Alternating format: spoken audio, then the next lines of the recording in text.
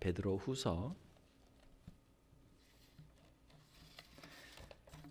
1장 1절에서 11절까지 저와 여러분이 한 절씩 교독하고 마지막 절은 같이 읽도록 하겠습니다.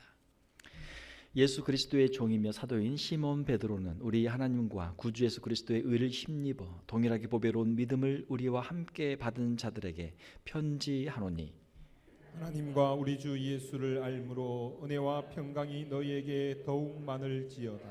그의 신기한 능력으로 생명과 경건에 속한 모든 것을 우리에게 주셨으니 이는 자기의 영광과 덕으로서 우리를 부르신 이를 알므로 말미암음이라. 이로써 그 보배롭고 지극히 큰 약속을 우리에게 주사 이 약속으로 말미암아 너희가 정욕 때문에 세상에서 썩어질 것을 피하여 신령한 성품에 참여하는 자가 되게 하려 하셨느니라. 그러므로 너희가 더욱 힘써 너희 믿음의 덕의 지식의 절제를, 절제의 인내를, 인내의 경건을, 경건의 형제 우애를, 형제 우애의 사랑을 더하라. 이런 것이 너희에게 있어 흡족한즉 너희로 우리 주 예수 그리스도를 알기에 게으르지 않고 열매 없는 자가 되지 않게 하려니와. 이런 것이 없는 자는 맹인이라. 보라, 멀리 보지 못하고 그의 옛죄가 깨끗하게 된 것을 잊었느니라. 그러므로 형제들아 더욱 힘써 너희 부르심과 택하심을 굳게 하라. 너희가 이것을 행한즉 언제든지 실족하지 아니하리라. 이같이 하면 우리 주 곧 구주 예수 그리스도의 영원한 나라에 들어감을 넉넉히 너희에게 주시리라. 아멘. 함께 읽으신 말씀을 가지고 신의 성품에 참여하는 자라는 제목으로 말씀을 전하도록 하겠습니다. 오늘 베드로후서의 1장 1절에서 11절에 있는 말씀은 하나님의 부르심과 택하심, 성도들을 향하신 하나님의 부르심과 택하심에 관한 말씀들이 있죠. 과연 우리 신앙이라고 하는 것이 무엇일까? 우리 신앙의 길이 무엇일까? 우리가 생각을 해보면 우리가 세상에서 살다가 예수 그리스도를 우리가 만나서 우리의 죄를 회개하고 우리가 주님을 따르는 삶을 살기로 우리가 결단하고 그 길을 주님을 바라보고 우리가 믿음의 길을 가는 것, 이것을 우리가 신앙생활이다라고 우리가 할 수 있죠. 신앙생활에서는 크게 두 가지의 측면이 있습니다. 하나는 우리의 이 죄를 버리는 회개의 측면이 있고, 또 하나는 하나님을 바라보고 하나님 앞으로 한 걸음씩 더 가까이 가는 믿음의 길, 성화의 그 측면이 우리에게 있는 것이죠. 성도의 삶은 먼저 세상의 죄를 버리는 그러한 회개의 삶이 되어야 될 줄로 믿습니다. 왜냐하면 죄가 없는 것이 행복이기 때문에, 하나님께서는 죄를 너무 싫어하시고 우리가 죄가 없이 사는 것이 우리 인생의 행복이기 때문에 죄를 버리는 삶을 살아야 된다라고 하는 것이죠. 4절에 보게 되면은 너희가 정욕 때문에 세상에서 썩어질 것을 피하여라는 그런 말씀이 있습니다. 우리가 이 정욕이라고 하는 것은 죄성을 가지고 육신의 욕구를 따라 육적인 것을 추구하는 탐욕을 말하는 것이죠. 세상에서 썩어질 것을 피하라. 세상의 특징은 없어진다라고 하는 것이죠. 일시적이다. 세상에 있는 것들은 영원한 것이 아니죠. 일시적이죠. 썩어지는 것이죠.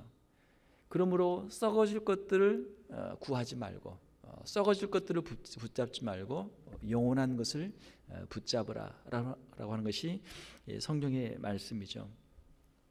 죄를 버리는 것이 영적인 싸움입니다. 죄의 노예가 되어서 육신의 탐욕을 따라 살다가 장차 멸망할 세상에서 멸망하는 것, 이것이 사람들의 모습이죠. 우리 그리스도인들은 이 장차 망할 세상에서 우리가 벗어나서 영원한 나라로 우리가 가야 될 줄로 믿습니다. 성경 다음으로 책이 많이 팔렸다고 하는 철로 역정이라고 하는 책이 있습니다. 존 버년이라고 하는 분이 복음을 전하다가 이제 영국에서 복음을 전하다가 이제 감옥에 갇혔어요.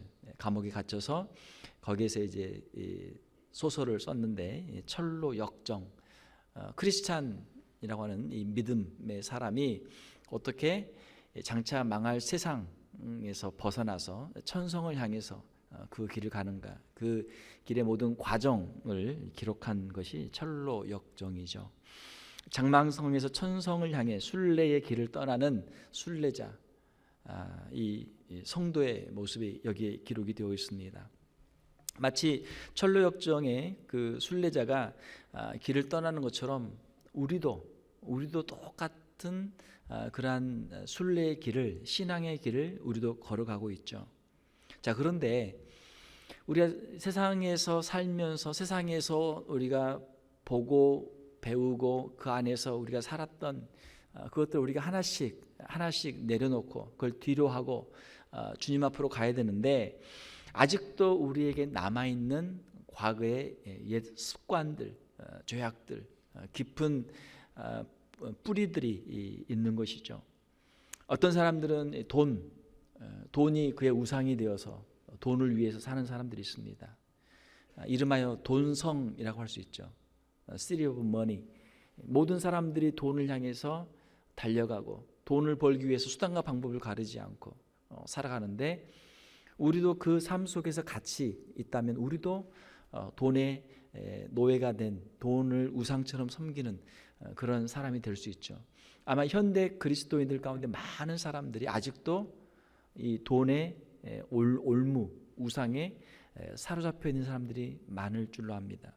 또 어떤 사람들은 성적인 쾌락, 세상의 문화 속에서 살다가 거기에 과거의 습관에 잡혀서 우리가 말하는 중독이라는 것이죠. 자기 힘으로 빠져나올 수 없는 올무에 잡혀 있는 사람들도 많다라는 것이죠. 또 어떤 사람들은 어떤 권력 욕구, 또 명예욕, 또 쾌락, 게으름, 뭐 여러 가지 이름의 죄의 습관들을 가지고, 세상적인 것들을 가지고 거기에 잡혀 있는 사람들이 많죠. 우리가 살고 있는 도시의 이름은 무엇입니까? 우리가 살고 있는 도시의 이름이 혹시 돈이라고 하는 도시가 아닙니까? 아니면 성적인 쾌락, 아니면 명예, 아니면은 게으름, 아니면은 무지, 미신, 여러 가지 삶 속에 우리가 갇혀서 거기에서 빠져나오지 못하고 거기에 사로잡혀 있는 그런 사람들이 많이 있다라고 하는 것이죠. 세상의 것들을 뒤로 하고 천국을 향한 순례의 길을 떠날 수 있는 우리 성도들이 되시기를 주님의 이름으로 축원합니다. 세상의 것들을 버리지 못하면 어떻게 돼요? 세상의 것을 버리고 길을 떠났지만 다시 그것을 뒤를 돌아보게 되고, 그렇게 하게 되면 창세기에 나오는 롯의 아내와 같이 그렇게 되는 것이죠. 그것을 뒤로 하고 떠나야 되는데 그걸 놓지 못하고 있다가 소금 기둥이 된 롯의 아내와 같은 그런 신세도 될 수 있는 것이죠.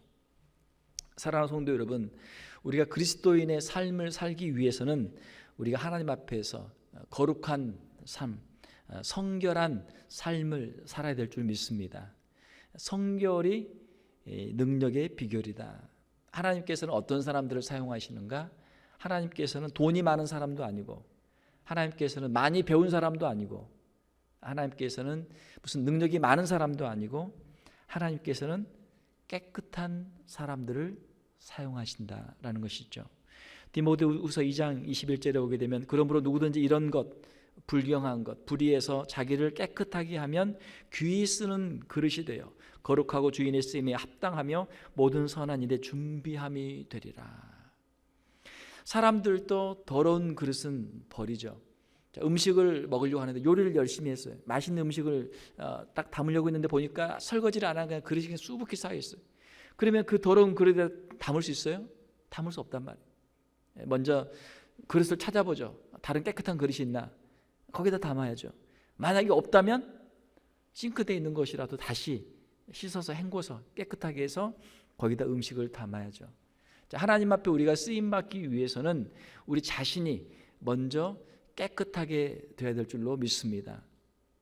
하나님께 우리가 쓰임받기 위해서, 하나님께 우리 자신을 드리기 위해서는 우리의 구습, 우리의 세상의 과거의 습관들, 죄의 습관들을 우리가 내려놓고 정결함을 입어야만 하나님께 쓰임 받을 수가 있다라고 하는 것입니다. 하나님 앞에서 성결함을 유지하는 것, 이것이 능력의 비결이죠. 이것이 하나님께 쓰임 받는 비결이죠. 교만하면, 범죄하면 하나님께 버림을 받습니다. 아무리 처음에는 겸손해도, 처음에는 쓰임을 받았어도 사람이 교만해지고 또 범죄하게 되면은 하나님께로부터 버림을 받게 되는 것이죠. 사랑하는 성도 여러분, 하나님께서 우리에게 원하시는 것은 거룩함이신 줄 믿습니다.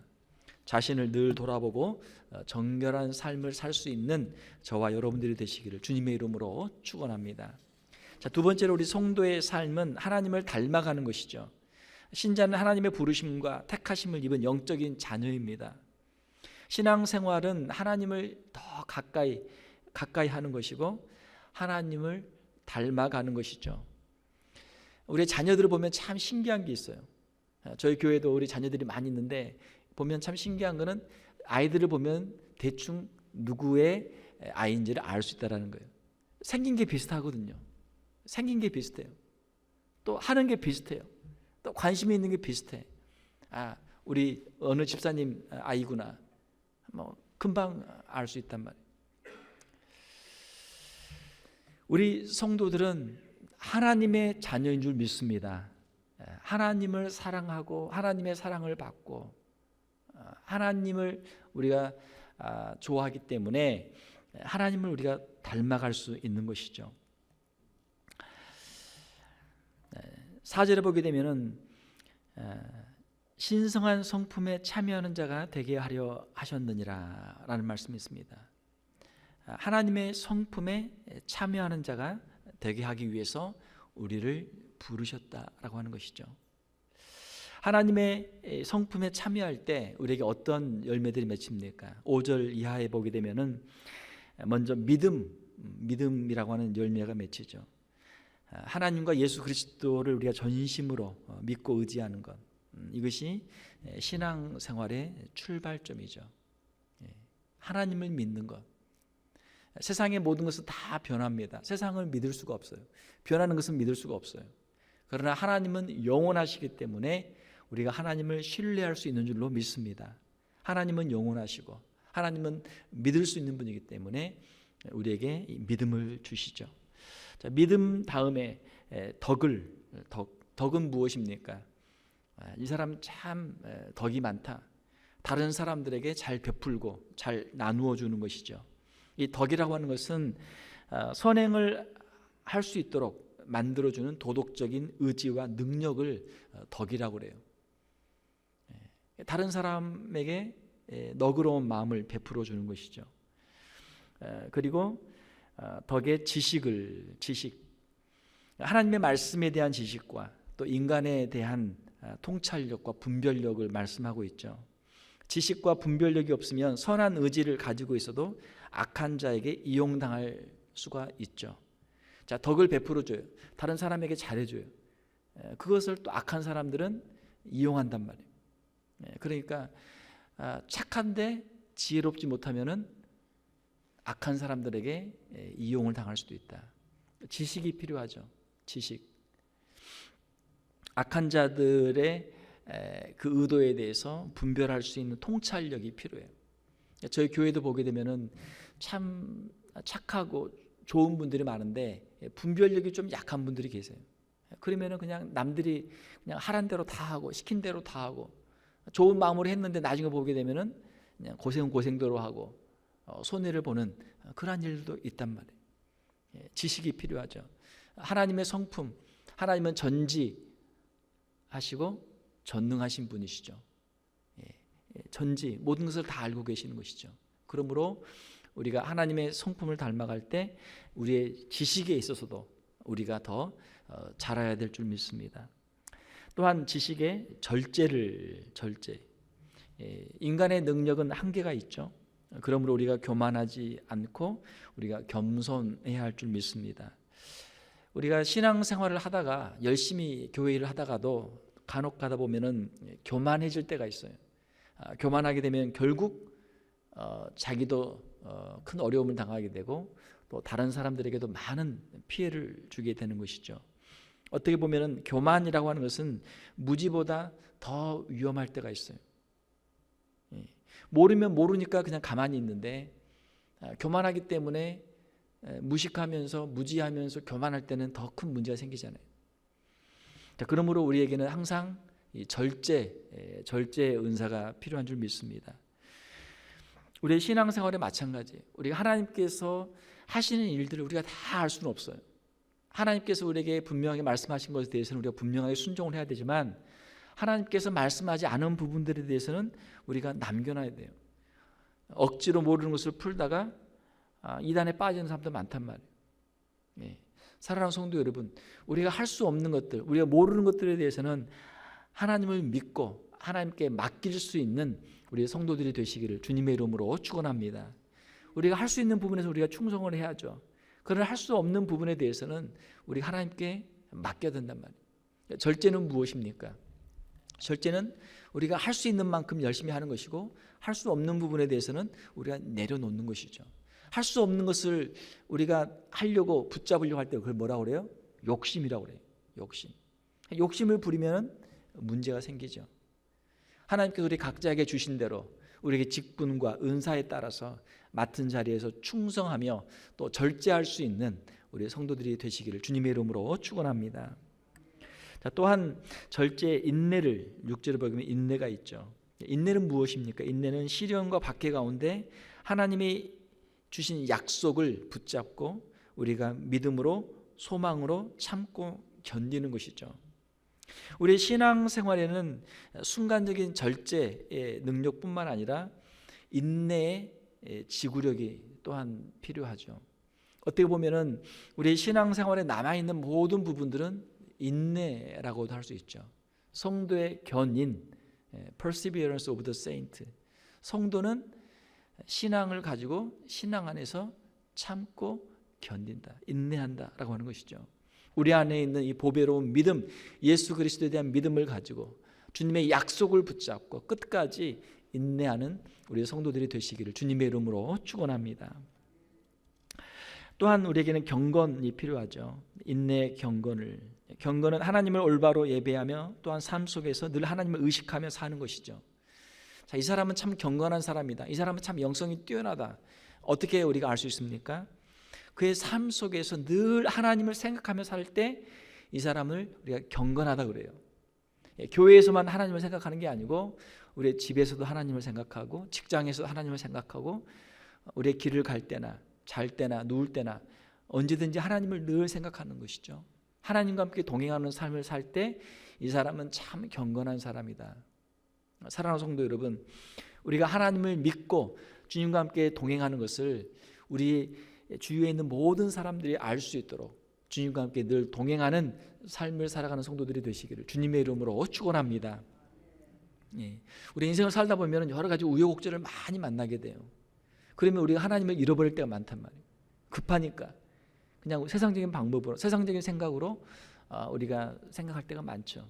자, 그러나 그 순간에도 하나님을 기억하고 하나님을 생각하는 사람, 이 사람이 경건한 사람이죠. 우리의 삶 속에 우리 주님이 늘 함께 계시는 줄 믿습니다.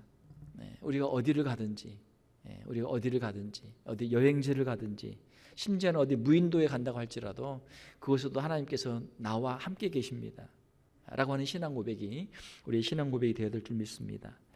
자, 경건의 형제 우애를, 경건은 하나님과 나의 어떻게 보면 1대1의 관계라고 하면 이 형제 우애라고 하는 것은 나와 이웃과의 관계죠. 이 형제 우애라는 단어는 헬라어로 필라델피아라는 단어입니다. 필로스에서 파생된 단어죠. 필라델피아는 형제애, 형제 우애, 형제 간의 사랑, 그런 뜻입니다. 이 펜실베니아 가게 되면 필라델피아라는 도시가 있잖아요.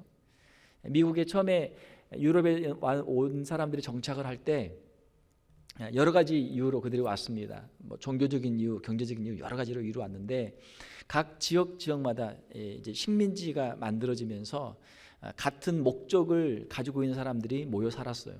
뭐 종교적으로 같은 뭐 종교랄지 아니면 같은 어떤 목적 가지고 살았는데 거기에 다른 사람들이 와서 살면 이 핍박을 많이 받았단 말이에요. 살기가 힘들어요. 자, 그런데 필라델피아에서 거기서는 이제 모든 종교를 떠나서 모든 사람들을 다 받아준다, 형제로 받아준다 해서 필라델피아라고 하는 그런 이름을 이제 갖게 되었던 것이죠. 형제간의 사랑, 하나님을 사랑하는 사람은 이웃을 사랑해야 한다. 마태복음 22장 34절 이하에 보게 되면은 성경에 있는 말씀을 두 가지로 요약하면 어떻게 됩니까? 첫 번째로는 하나님을 사랑하라. 두 번째는 내 이웃을 내 자신과 같이 사랑하라. 하나님을 사랑하고 내 이웃을 사랑하라. 내 이웃을 내 형제처럼, 내 자신처럼 사랑하라고 하는 것이죠. 사랑하는 성도 여러분, 우리가 신앙생활을 더욱 잘하기 위해서 하나님을 사랑하고 또 우리 옆에 있는 우리 이웃들, 우리 성도들을 사랑하는 우리 성도들이 되시기를 주님의 이름으로 축원합니다. 사랑의 모습은 여러 가지가 있죠. 사랑의 모습은 여러 가지가 있습니다. 다른 사람에 대한 관심, 또 다른 사람에 대한 배려, 다른 사람에 대한 이해, 다른 사람에 대한 양보, 이 모든 것들이 다 포함되는 것 아닙니까? 참 미국이나 또 이 전 세계를 보게 되면은 과학이나 이 기술이 엄청나게 발달해요. 엄청나게 발달해요. 문명이 엄청나게 발달해요. 자, 그런데 사람들의 이 행복, 사람들의 이 만족이라고 하는 것은 옛날과 별 차이가 없단 말이에요.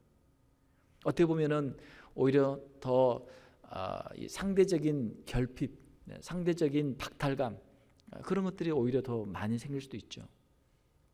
사람의 행복은 어디에서 옵니까? 물질 문명이 발달하면 좋죠. 자, 그러나 물질 문명이라고 하는 것은 이것은 중도적인 가치란 말이에요. 그것이 우리에게 어떤 행복을 주는 게 아니죠. 선한 일에 쓰임 받을 수도 있고 이 악한 일에 쓰임 받을 수도 있는 것이죠. 물질은 그냥 물질이죠. 그것을 쓰는 사람이 중요하잖아요. 그것을 쓰는 사람의 마음이 중요하잖아요. 그 마음이 만약 악한 마음, 누굴 죽이려고 하는 마음으로 쓴다면 얼마나 참 무섭습니까? 지금 발달되어 있는 대량 살상 무기들이 얼마나 많아요. 지구를 뭐 몇십 번이라도 폭파시키고 남을 만한 핵이 있고 핵 외에도 수많은 무기들이 있지 않습니까? 자, 우리에게 필요한 것은 하나님을 아는 지식이고 하나님이 주신 선한 마음이죠. 선한 마음이죠. 저희 어릴 때를 생각을 해보면 어릴 때 참 먹을 것이 없었어요. 가진 것도 별로 없었어요. 그래도 서로 사랑하고 아껴주고 하는 그런 마음들이 있었단 말이에요. 우리가 가진 것이 많아서 행복한 게 아니고 서로 사랑하는 마음이 있을 때 우리가 행복한 사람이 되는 줄 믿습니다. 우리의 신앙생활도 마찬가지예요. 하나님을 사랑할 때 형제를 사랑하라. 서로를 이해하고 용서해주고 서로를 세워주고 함께 사랑하는 우리의 가정, 우리의 교회가 될 수 있기를 주님의 이름으로 축원합니다. 자, 형제 사랑 다음에 무엇이 있습니까? 그 다음에 형제 우애에 사랑을 더하라. 형제 우애는 필로스의 사랑이에요. 형제 간의 사랑입니다. 헬라어에는 이제 네 가지의 사랑이 있는데 그 중에 하나는 이제 이 아가페라고 하는 사랑이죠. 여기에서 나오는 이 형제 우애에 사랑을 더하라라고 하는 이 사랑은 아가페입니다. 아가페는 하나님의 사랑이에요. 하나님의 사랑. 지고의 사랑이죠. 가장 고상한 거룩한 사랑이죠. 사랑은 하나님의 성품의 핵심입니다. 요한일서 4장 8절에 보게 되면 하나님은 사랑이시다. 하나님은 사랑이시다. God is love. 하나님의 사랑을 생각하면 죄인들을 용서하시고 독생성자 예수 그리스도를 보내주시고 십자가에서 죄인들을 위하여 피 흘려 죽으시고 우리를 품어주시는 하나님의 자녀로 삼아주시는 하나님의 사랑. 우리 기독교 하게 되면은 여러 가지 많은 단어들 있지만 이 사랑이 가장 핵심적인 단어 아닙니까?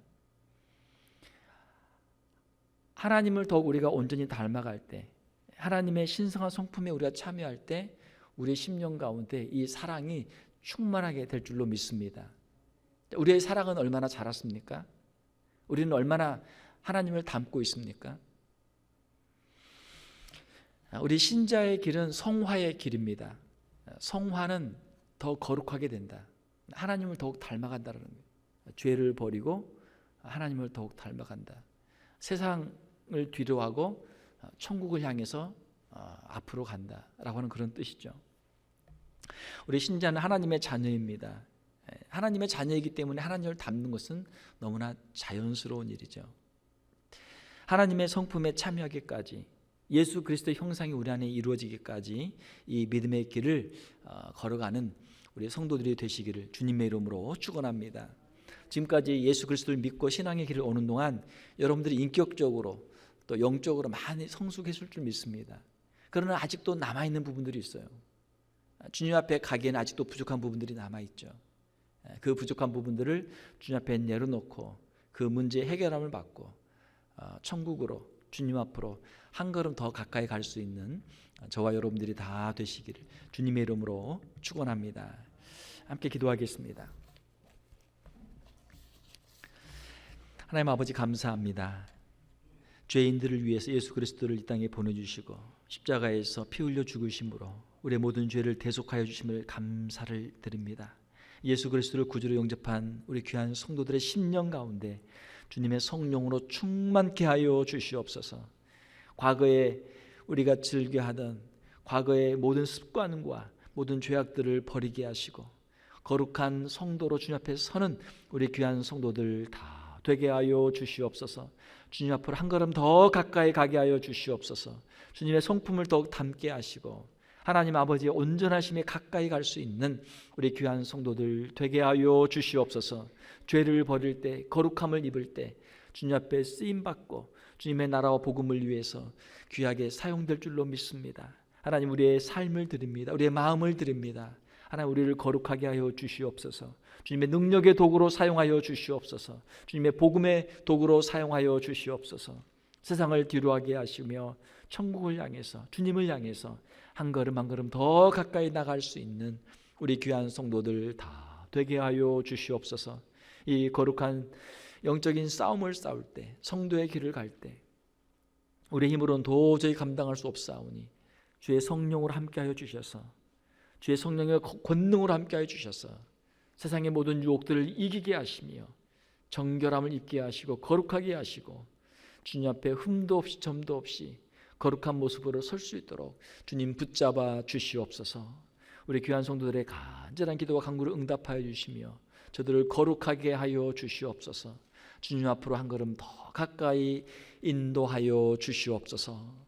거룩하신 우리 주 예수님의 이름으로 기도하옵나이다. 아멘.